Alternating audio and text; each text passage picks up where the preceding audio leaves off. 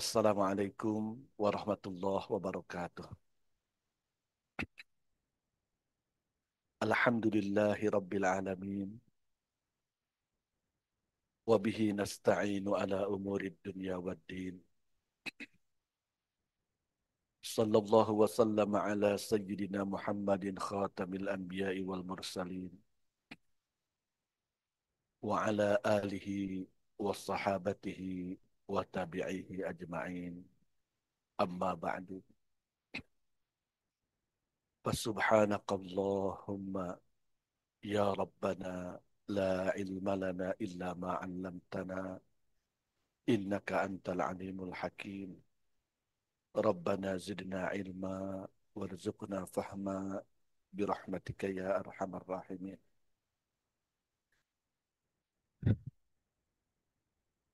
Bersyukur kepada Allah Subhanahu wa taala sungguh atas nikmat dan pertolongan Allah Subhanahu wa taala lah pagi hari ini kita berhimpun bersama pada kajian rutin yang kembali dimulai di awal semester ini. Semoga Allah perkenankan pertemuan kita, pertemuan yang disertai para malaikat Allah Subhanahu wa taala. Sebagaimana dalam hadis Rasulullah sallallahu alaihi wasallam, tidaklah berhimpun, tidaklah berkumpul sekelompok orang di sebuah tempat untuk saling mengingatkan, saling menguatkan terhadap Al-Qur'anul Karim, saling belajar Al-Quran, saling mengaji, melainkan akan segera turun membersamai mereka para malaikat Allah Subhanahu wa taala. Berdoa kepada Allah untuk mereka. Semoga majlis kita termasuk majlis yang sedemikian sehingga menjadi ibadah ikhlas kepada Allah dan berpengaruh penguat dalam beribadah dan perjuangan di jalan Allah Subhanahu wa taala. Amin ya rabbal alamin. Jamaah sekalian, kembali mengingatkan sekilas tentang tazkiyatun nafs. Tazkiyatun nafs adalah proses penyucian jiwa, proses penyucian diri kita, proses penyucian hati kita. Makanya antara tiga itu arti tazkiyatun nafs. Penyucian jiwa, penyucian diri, penyucian hati.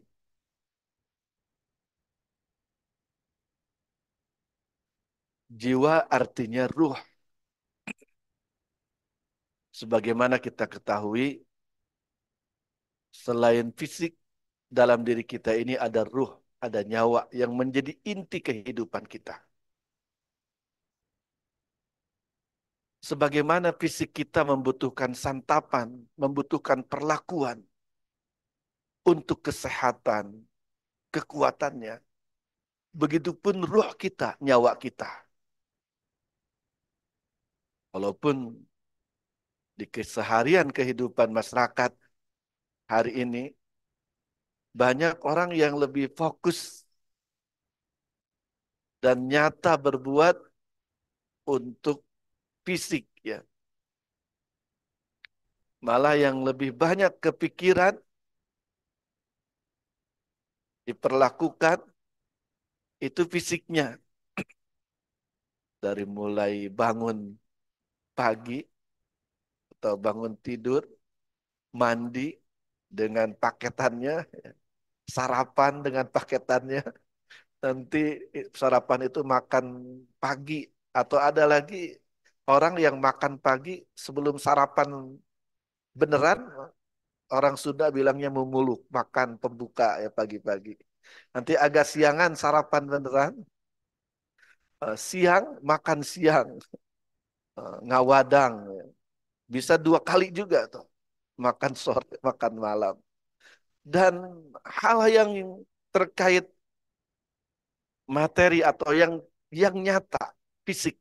Ya. Makanan pun selain waktunya, ya, menu makanannya itu juga luar biasa. Selagi halal dan toyib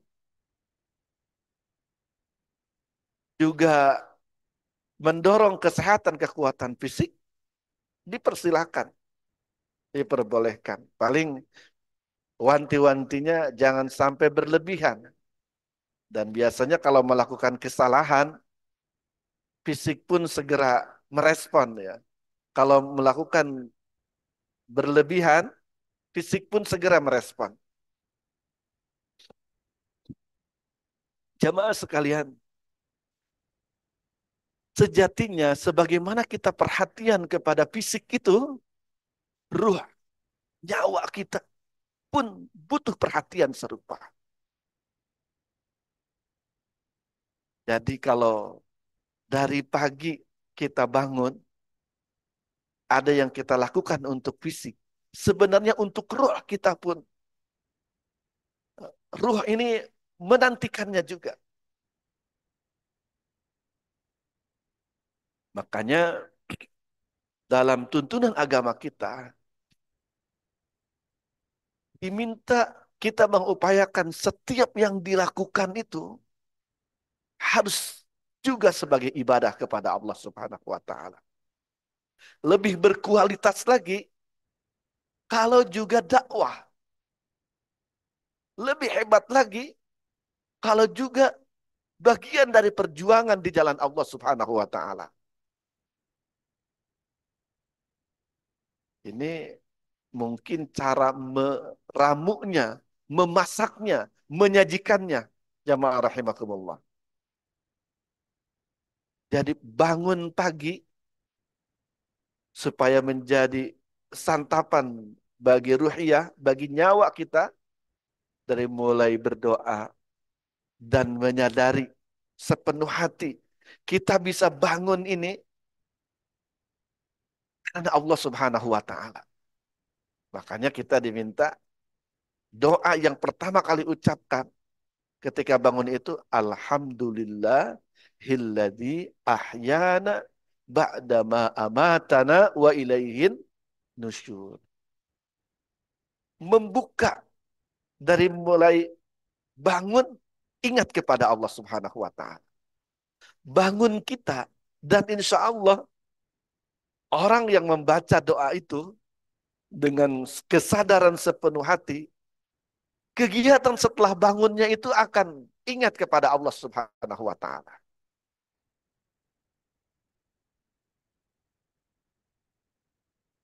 Dan kegiatan yang disertai dengan zikrullah, ingat kepada Allah Subhanahu wa taala, itu kegiatan yang akan efektif menjadi santapan ruh kita, nyawa kita.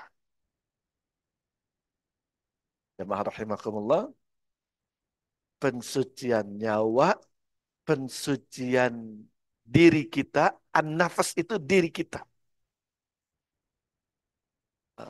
Pensucian hati kita. Kenapa muncul hati juga? Karena hati itu inti kehidupan kita, inti diri kita. Dalam hadis Rasulullah Sallallahu Alaihi Wasallam mengingatkan, ala inna fil jasadi mudghah. Ingat, ingat, dalam diri kalian itu ada segumpal darah.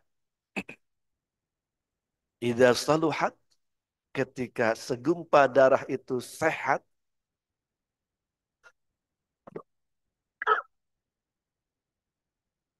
saluhal jasadu kullu, maka akan sehat seluruh tubuh. Ala wahiyal qalb. Ingatlah, dia adalah hati.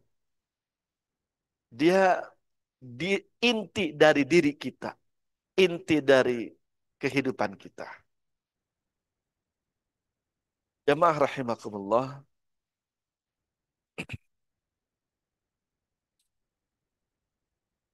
tazkiyatun nafas itu pensucian diri kita, jiwa kita, hati kita dari perbuatan syirik dan dosa. Jadi bisa mulai kelihatan tuh. Tazkiyatun nafas itu berarti ngaji akidah juga. Agar akidah kita lurus. Agar akidah kita sehat. Salimul akidah. Nah, tazkiyatun nafas juga bertaubat dari dosa. Meminta ampun dengan sungguh-sungguh kepada Allah Subhanahu wa taala dari dosa yang kita lakukan.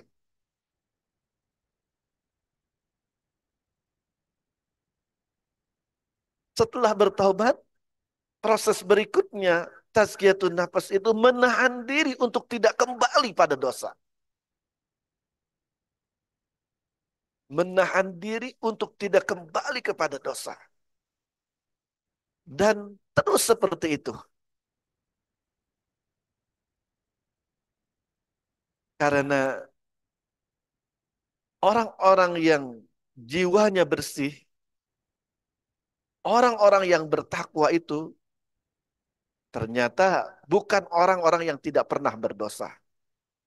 Mereka sebagai manusia bisa terjerumus kepada dosa, namun mereka segera bersadar.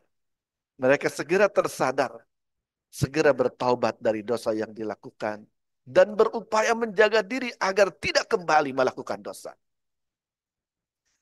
Tazkiyatun nafas juga pengembangan jiwa manusia mewujudkan potensi menjadi kualitas-kualitas moral yang luhur. Akhlakul hasanah. Dengan terus menjaga kesucian jiwa, bahkan ketika ternoda segera berupaya mensucikannya, terus menjaganya. Yang akan terjadi pada jiwa setiap manusia,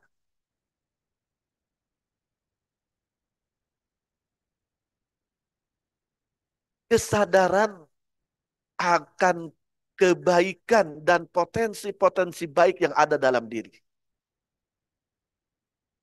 Dan kemudian kemudahan, keringanan untuk mengembangkannya. Jadi tazkiyatun nafas ini mohon jangan dipahami sekedar membersihkannya, mensucikannya saja. Kalau benar pensucian jiwa itu dilakukan, maka akan terjadi kesuburan potensi kebaikan yang Allah Subhanahu wa taala siapkan dalam diri kita. Yang dalam Al-Quran disebutnya hingga manusia itu bisa nyata menjadi penaka dunia, pembangun peradaban. Jadi potensi-potensi hebat yang akan tumbuh dari jiwa-jiwa yang suci, dari ruh-ruh yang bersih itu, dan ini harus menjadi bahan evaluasi diri setiap kita ketika mengaji tazkiyatun nafas, melakukan pembersihan diri. Kalau itu tidak terjadi, kalau itu belum muncul, ada kemungkinan kesalahan atau kekurang pasan dalam proses tazkiyatun nafas yang kita lakukan. Proses pertumbuhan, pembinaan akhlakul karimah, moralitas yang mulia dalam diri dan kehidupan manusia. Jadi tazkiyatun nafas ini bukan semata-mata sebuah aksi yang tidak ada kelanjutan yang menunjukkan kebersihan hati. Dan ini harus kita evaluasi dalam setiap diri. Kalau kita melakukan tazkiyatun nafas dan seorang muslim, seorang mukmin itu sebuah keniscayaan dia melakukannya. Jadi kalau potensi baik ini tidak kunjung muncul, tidak kunjung berkembang, ada yang harus kita lebih cermati untuk lebih tepat, lebih pas dalam proses pembersihan jiwa yang menjadi kewajiban. Jemaah rahimakumullah, mari kita perhatikan alur tazkiyatun nafas yang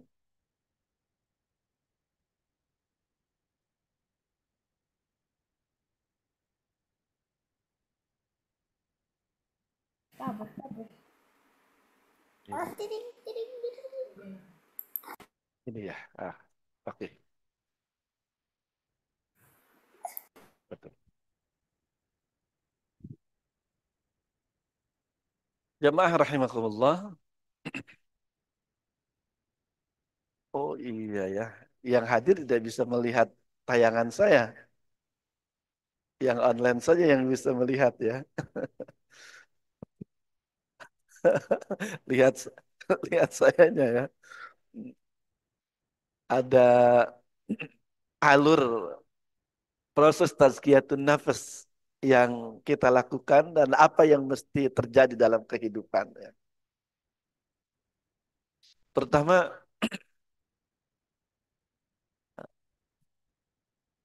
Allah menciptakan manusia dan Allah menyiapkan standar operasional manusia itu sendiri. Jadi kalau kayak sebuah produk manusia itu, sekarang teman-teman semuanya punya handphone, produser produk handphone itu menyiapkan standar operasionalnya. Dan ketika kita mengoperasikan handphone itu sesuai dengan SOP yang disiapkan oleh produsernya, maka dia akan aktif dan akan hidup sebagaimana yang disiapkan, ditargetkan oleh produsernya. Rupanya sejak awal manusia diciptakan, Allah siapkan sistem operasional kehidupan manusia itu.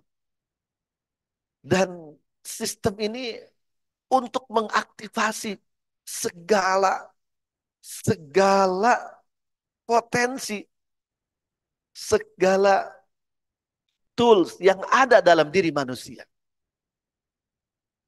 Dan sistem itu bernama agama. Dan agama itu adalah Islam. Makanya kalau kita temukan, kalau kita cermati agama Islam, dia agama yang menyentuh seluruh unsur kehidupan manusia.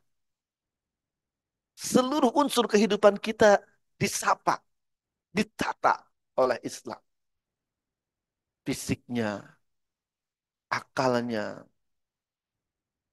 nyawanya, ruhnya.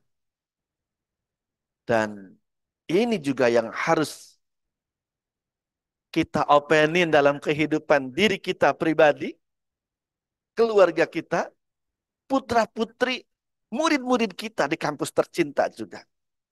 Ketika kita mengajar, jangan sampai sekedar memuaskan otaknya atau keilmuannya saja. Sebagai guru, sebagai murabbi, sebagai pengajar, dosen, kita harus aware, harus ngeh dengan potensi dasar lainnya yang ada dalam diri setiap manusia. Makanya guru itu, dosen itu selain ketajaman ilmu yang harus dia miliki, kejernihan hati, kesucian jiwa pun harus dijaga. Ibadahnya harus baik, istighfarnya harus banyak. Ya. Hubungan dengan Allah Subhanahu wa Ta'ala harus kuat. Agar kehadiran di tengah-tengah masyarakat, kehadiran di tengah-tengah orang-orang tercinta yang kita inginkan bersama kita mengenal Allah Subhanahu wa Ta'ala benar-benar terasa. Tentunya itu akan menyesuaikan diri setiap kita. Ah, mana saja yang kita siapkan dari diri kita ini. Jamaah rahimakumullah.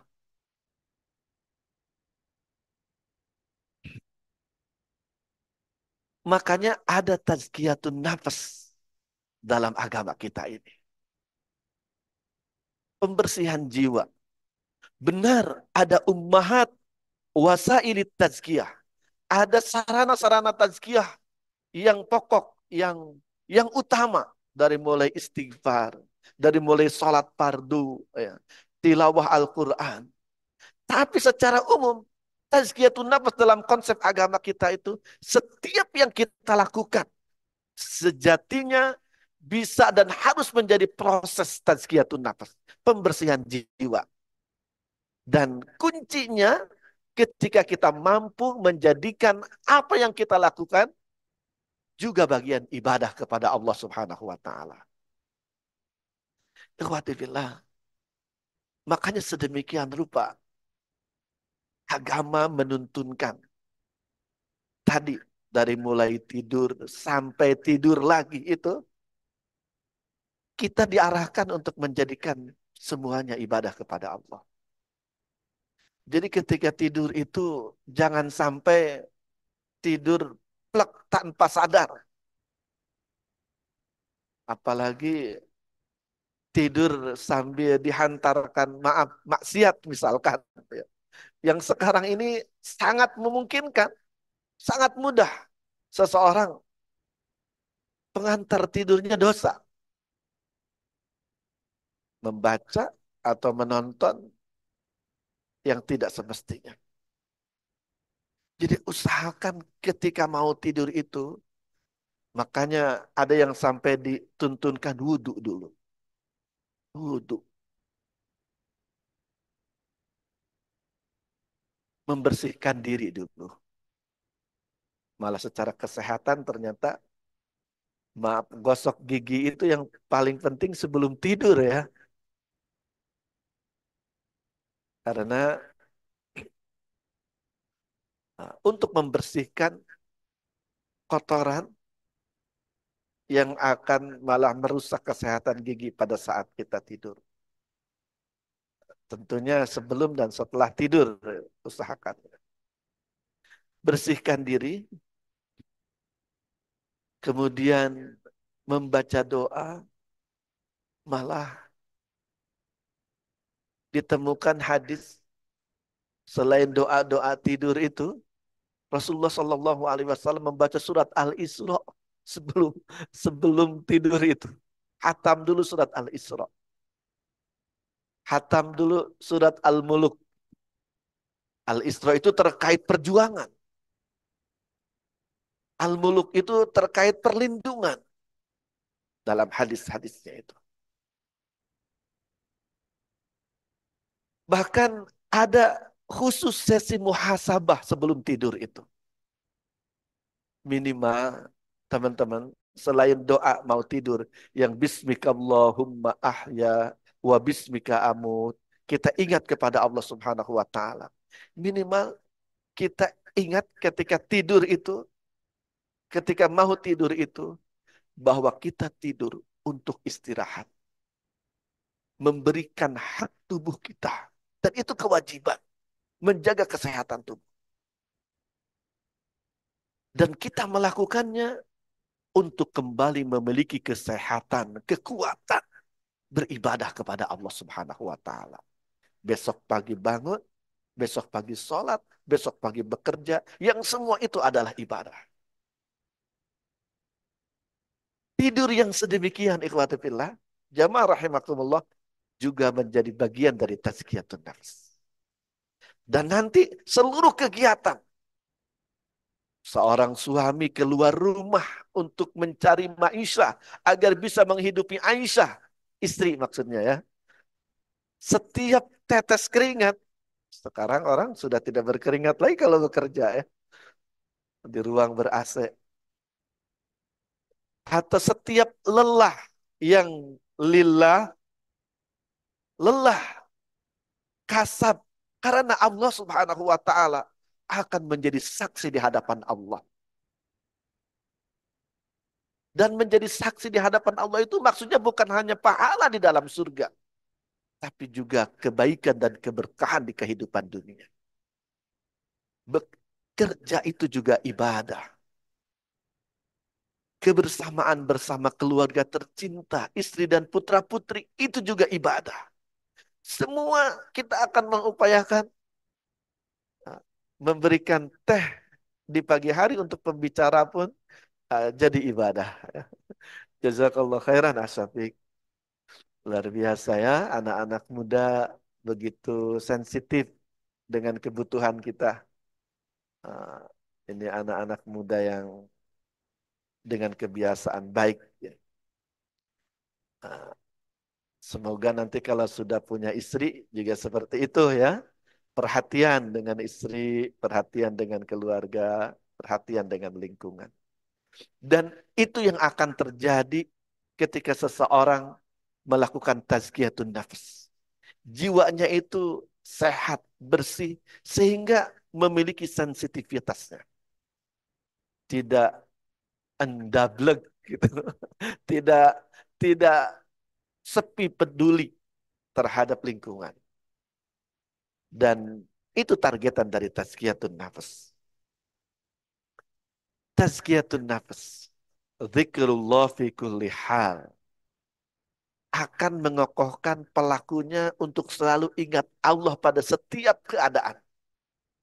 Pada setiap aksi perbuatan. Dan itu yang akan membedakan perbuatan kita itu ibadah atau tidak.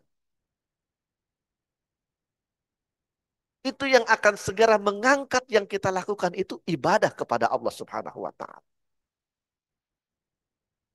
Yang akan terjadi berikutnya setelah memiliki kesucian, kebersihan jiwa tadi, kesehatan hati, anna likulli insanin ghoyatan asasiyatan min hayatihi.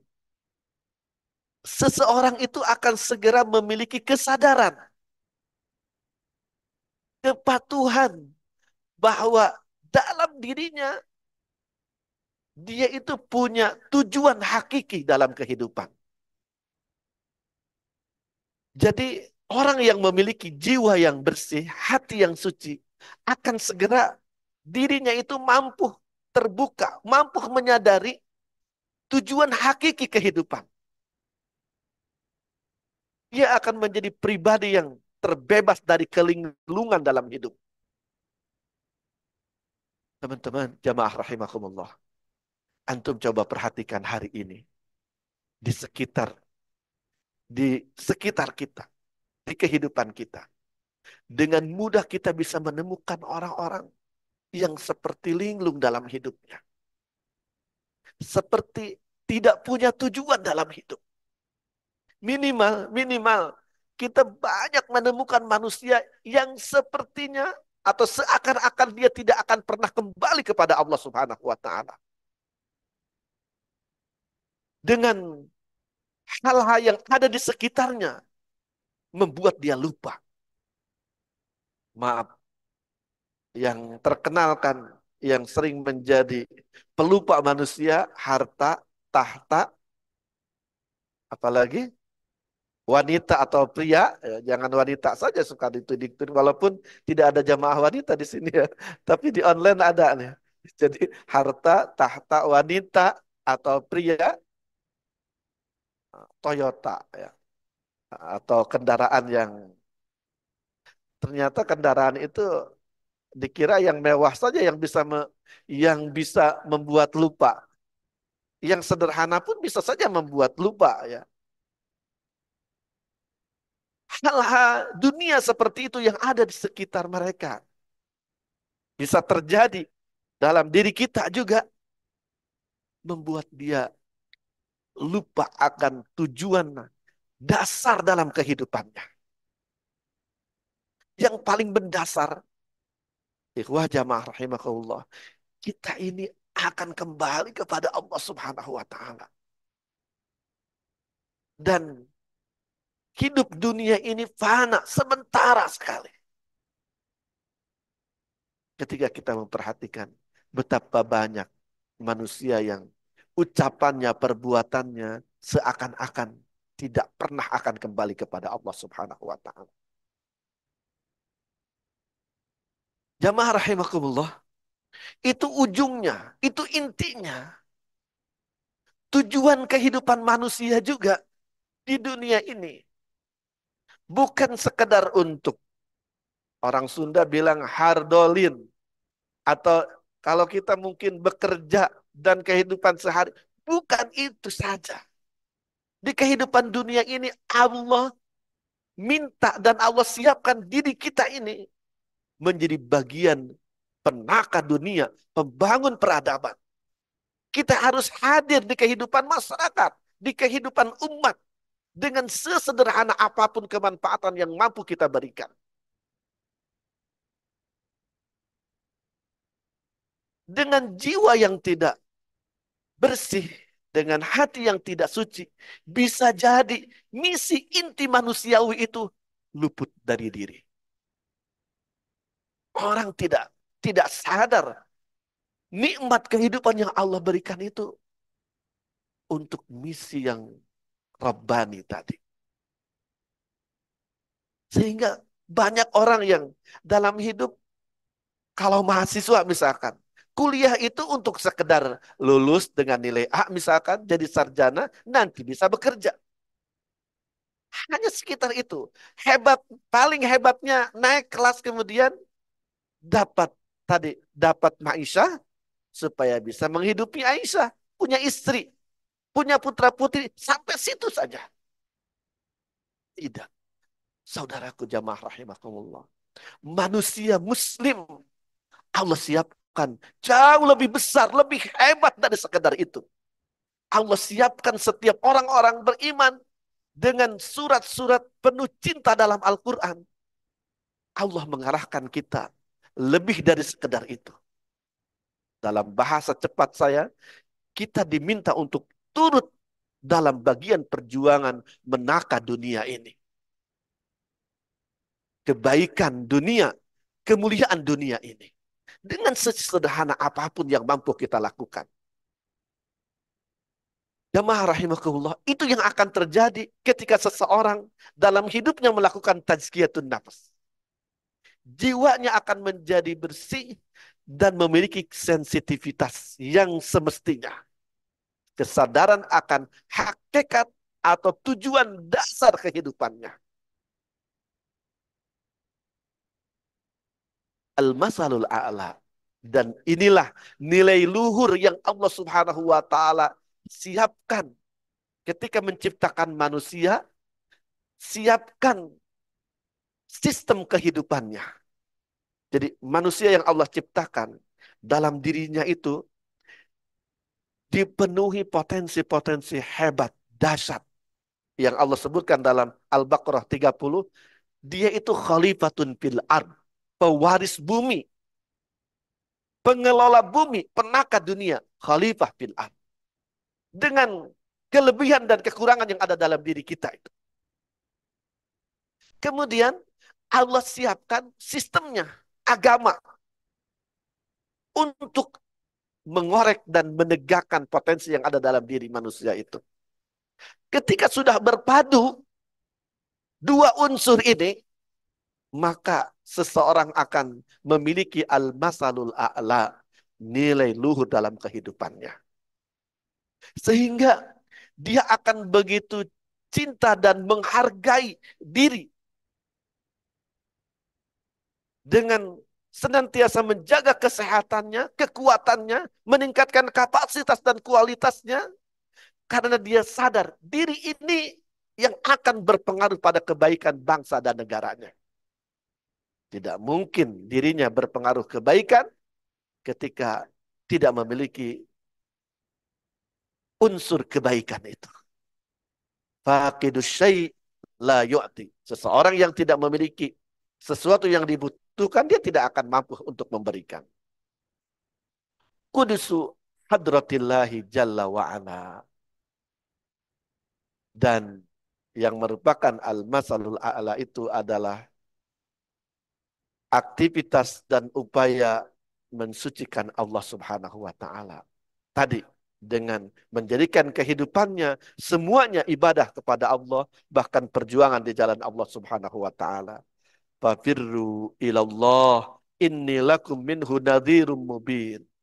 Maka bersegeralah menuju Allah, memenuhi panggilan Allah, inni lakum minhu nadhirum mubin. Bahkan dia pun akan nyata sebagaimana nabi dan rasul Allah Subhanahu wa taala untuk masyarakatnya, berfungsi sebagai nadhir, pemberi peringatan, mubin sebagai pemberi penjelasan, pemberi solusi, pemberi manfaat di kehidupan. Jika sudah demikian, maka seseorang sodarat anha a'malun samiyatun majidah, akan terus bermunculan, berlahiran dari dirinya amal-amal yang mulia. Wan taba'at nafsu sahibiha bisuratin minal jamalir ruhi, dan terpancar dari jiwa pemilik ruh, diri yang bersih tadi, keindahan, kegantengan, kecantikan ruhiyah. Teman-teman, ruh, nyawa pribadi itu ketika sudah tertata akan memancarkan keindahannya ketika dia berkata-kata, ketika dia berbuat. Wahadat bihi ilal kamal daiman hatta yahuda bihi bin nasib alladhi kuddira lahu. Dan selalu terdorong untuk mencapai kesempurnaan hingga dapat meraih bagian yang telah ditakdirkan untuknya dari Allah Subhanahu wa taala. Sudah selesai waktunya. Saya menyadari gerakan Mas Fakih ya.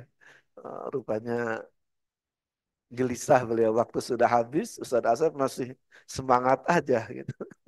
Demikian jamaah rahimakumullah, semoga ada kemanfaatan. Insya Allah subuh pekan depan, Rabu depan kita lanjutkan. Kayaknya bagus Mas Fakih kalau undangannya undangan subuh berjamaah dikirimkan secara khusus ke teman-teman DPKU asrama, eh, supaya lebih banyak yang subuh berjamaah bersama kita. Wallahul muwaffiq ila aqwamit thariq. Wassalamualaikum warahmatullahi wabarakatuh. Waalaikumsalam warahmatullahi wabarakatuh. Terima kasih pada Ustadz Asep yang telah menyampaikan materinya ya. Kita telah sama-sama menyimak materi yang begitu berisi ya terkait penyucian jiwa ya, tazkiyatun nafs. Uh, Insya Allah kita dapat mengambil banyak hikmah dari materi tersebut.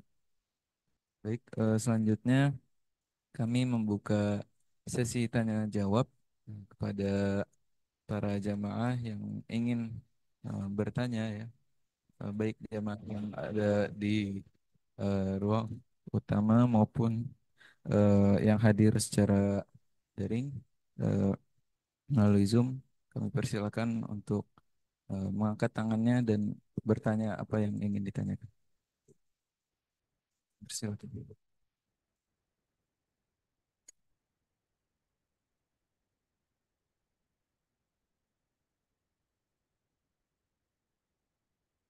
Nuhun, Pak Semedi. Ya. Adakah yang ingin bertanya?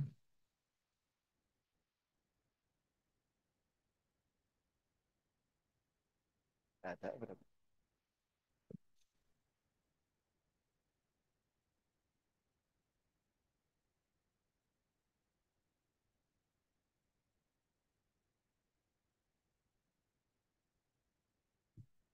Ya.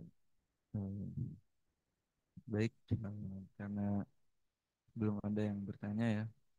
Mungkin dari saya Ustaz ingin bertanya Ustaz. Boleh Terkait MC bertanya. iya, Silakan, silakan Mas Fatih. eh, terkait penyucian jiwa ini ya Ustaz. Eh, Kalau dari pengalaman saya sendiri Ustaz, beberapa kali saya telah eh, pernah melakukan kesalahan mungkin ya Ustaz, yang baik yang disengaja maupun yang tidak disengaja ya Ustaz. Nah itu eh, sudah berkali-kali untuk mencoba eh, bersucikan kembali ya, itu beristighfar gitu ya Ustaz. Tapi eh, terkadang masih melakukannya lagi dan lagi gitu Ustaz. Mungkin eh, adakah kiat-kiat tertentu yang eh, dapat dilakukan gitu Ustaz untuk eh, supaya kita bisa istiqomah dalam tazkiyatun nafs ini Ustaz. Sekian. Baik, jazakallah khairan Mas Bakti. MC yang begitu pengertian ya. Ketika jamaah tidak ada yang bertanya, dia tidak dia berusaha untuk tidak mengecewakan pembicara ya. Karena ada prinsip tanda jamaah paham yang disampaikan, segera mereka bertanya tentang apa yang Anda sampaikan.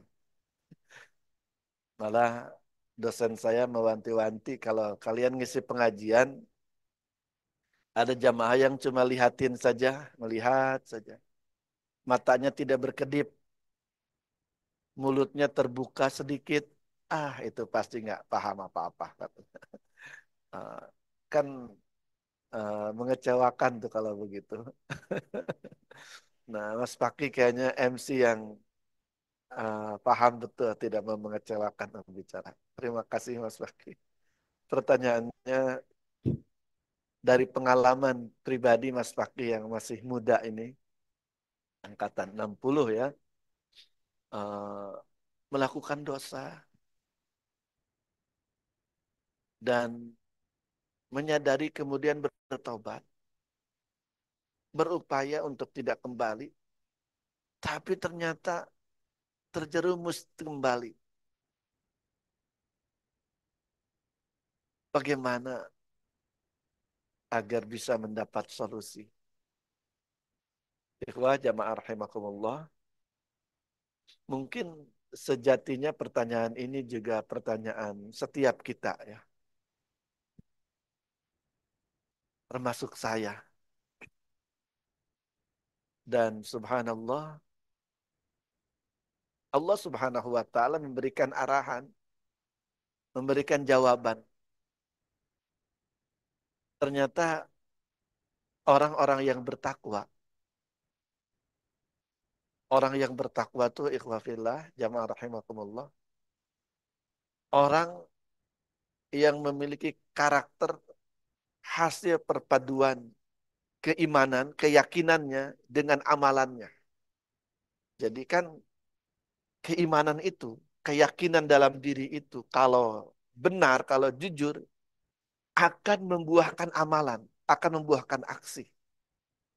Teman-teman, sholat itu buah dari keimanan. Juga ibadah-ibadah yang lain. Seseorang kalau tidak mengenal Allah, tidak punya keimanan, sulit dibayangkan mau sholat. Makanya Rasulullah SAW sering mengingatkan, perbedaan orang beriman dan tidak itu as-salah. Al-ahdu bainana wa bainal kafiri as-salah. Jadi sholat ini dengan kualitasnya teman-teman. Bisa menjadi cerminan. Bisa menjadi cerminan keimanan kita. Nah kalau keimanan dan amalan yang disebut ibadah tadi sudah berpadu dengan kuat, sudah saling mengokohkan, yang akan terjadi dalam diri ketakwaan, kesadaran dan mawas diri keberadaan Allah, pengawasan Allah. Sehingga takwa itu secara harfiah artinya takut kepada Allah. Itu terjemah yang bisa menggambarkan makna merasakan keberadaan Allah, keilmuan Allah, cinta kepada Allah. Jadi takwa diartikan takut kepada Allah Subhanahu wa taala. Dan mereka orang-orang yang bertakwalah yang dijanjikan surga, teman-teman. Orang beriman kalau tidak beramal atau beramal pun belum mengkrista menjadi takwa, bisa jadi masih banyak saringan ya. Tapi kalau sudah bertakwa, uiddat lil muttaqin. Surga itu disiapkan untuk orang yang bertakwa. Jadi takwa itu, orang-orang yang bertakwa itu puncak dari perpaduan iman dan amal soleh. Ternyata mereka orang-orang yang bertakwa, yang dipastikan merekalah ahli surga itu, bahkan Al-Quran pun tidak diragukan menjadi petunjuk bagi mereka orang-orang yang bertakwa. Mereka bukan orang-orang yang tidak pernah berdosa. Dia bisa tergelincir pada dosa. Karena tarikan dosa itu jamaah rahimakumullah. Selain dasar dari dalam diri kita, setan pun marak, bertebaran, mengambil setiap kesempatan untuk menjerumuskan kita pada dosa. Belum lagi setan itu ternyata ada dua kubu, ada dua jenis. Minal jinnati wan nas. Ada setan dari golongan jin, ada nyata, ada nyata, tapi dia gaib, tidak kelihatan. Lebih dahsyat lagi, dia juga bisa menelusup ke dalam diri kita, ke dalam tubuh kita. Bisa masuk ke dalam hati kita, memprovokasi diri kita. Hebat lagi, di sekitar kita juga ada manusia yang bisa jadi menjelma menjadi setan dari golongan manusia. Mereka yang kehadirannya, kedekatannya membuat kita menjadi lesu, lemah, dan mudah terjerumus pada dosa. Jadi wajar atau sekali lagi orang bertakwa itu bukan orang yang tidak pernah berbuat dosa. Dia bisa terjerumus pada dosa, namun kesadarannya yang membuahkan taubatan nasuha itu yang tetap meneguhkannya sebagai orang yang bertakwa.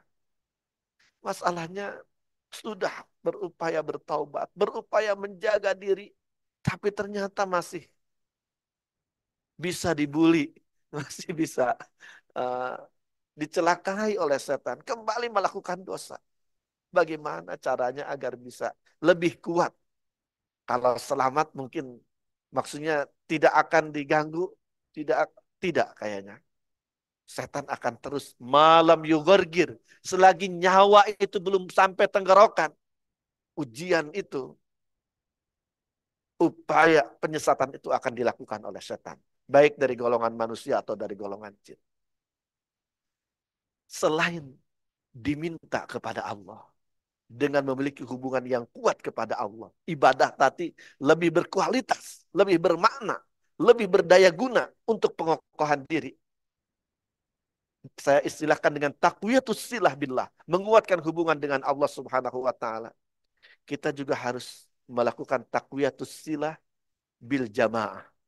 Harus mengokohkan hubungan dengan jamaah, dengan kelompok, dengan lingkungan orang-orang soleh, orang-orang yang kehadirannya, keberadaannya menjadi pengingat, penguat diri kita. Kalau Rasulullah SAW menyarankan dalam keseharian kita harus berupaya mencari orang soleh. Orang soleh itu orang yang ketika engkau melihat mukanya saja sudah mengingatkan engkau kepada Allah Subhanahu Wa Taala. Ini Mas Fakih, semua jamaah di sini, insya Allah orang-orang soleh ya. Muka-mukanya lihat mengingatkan kita kepada Allah Subhanahu Wa Taala. Minimal ini muka-muka ciptaan Allah ya. Jadi eh, maksud saya selain menguatkan hubungan dengan Allah, hubungan dengan orang orang baik, dengan lingkungan yang soleh. Itu penting. Bahkan sampai batas lingkungan soleh itu kita bentuk. Kita upayakan ada di sekitar kita. Bukan hanya kita mencari mana nih orang soleh. Datang ke masjid. Iya itu. Tapi juga kita mengupayakan. Makanya, ikhwah jamaah rahimakumullah. Salah satu bukti keimanan kita itu sehat. Agama kita itu jujur. Kita dalam hidup ini nyata juga sebagai da'i. Penyeru kepada Allah Subhanahu wa taala, mengupayakan kesolehan diri dan kesolehan lingkungan. Dari mulai keluarga kita, teman saudara kita, kita ajak, kita kondisikan dengan caranya masing-masing. Jadi ada orang yang diajak tuh dengan diambil tangannya, diajak gitu. Ada yang diambil pundaknya, dibawa. Ada dengan caranya masing-masing. Ada yang dipeluk, dibisikin cinta. Itu untuk anak kita, ya, untuk istri kita, nah, anak kita dan anak mertua. Ya. Saya sampaikan di sini karena sudah ada yang punya anak dan anak mertua juga. Maksudnya istri, ya. Ada berbagai cara dakwah itu. Karena itu dakwah itu sebagai kejujuran keimanan. Sebenarnya mungkin sekilas orang melihat dakwah itu untuk kebaikan orang lain. Tidak. Aslinya dakwah itu kita lakukan untuk kebaikan diri kita. Untuk memastikan diri kita punya lingkungan baik. Karena itu dakwah itu bukan karena kita hebat. Bukan karena kita lebih baik dari orang lain. Tapi karena kita cinta dan sayang orang di sekitar kita. Dan bersama kita di jalan Allah Subhanahu wa Ta'ala.